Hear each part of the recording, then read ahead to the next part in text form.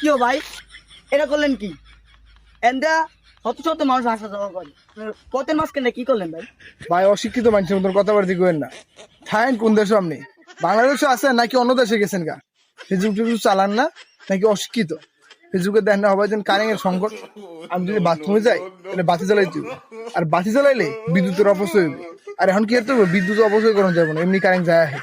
এ মিয়া, current হেলিকে আসে যায় যাক, হেগে আপনি পথের মাঝখানে এই কাজটা করবেন?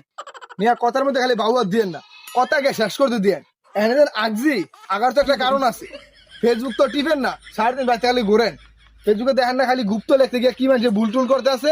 হেলিকে দেখেন আপনার দেখাই যাচ্ছি কি লিখে আগলাম আহেন বহেন আপনি বহেন। এটি কি ভাই ডাইরেক্ট কাঁচা গুটি।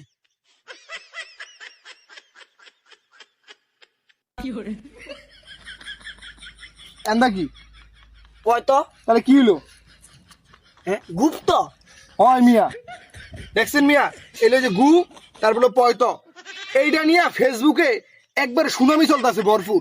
মিয়া ফেসবুকে ঢুকতেই পারে না, সবাই খালি বললে হ্যাঁ এই গুপ্ত লিখতে গিয়ে বললে হ্যাঁ। এই জন্য আমি জিদ্দে এই রাস্তাতে আজ্ঞা এই যে গু তারপরে পয়ত গুপ্ত বানান লিখে দিছি, যাতে করে রাস্তাটা যায় যায় কেউ যেন সঠিক বানানটা দেখতে পারে। বুঝতে পারছেন?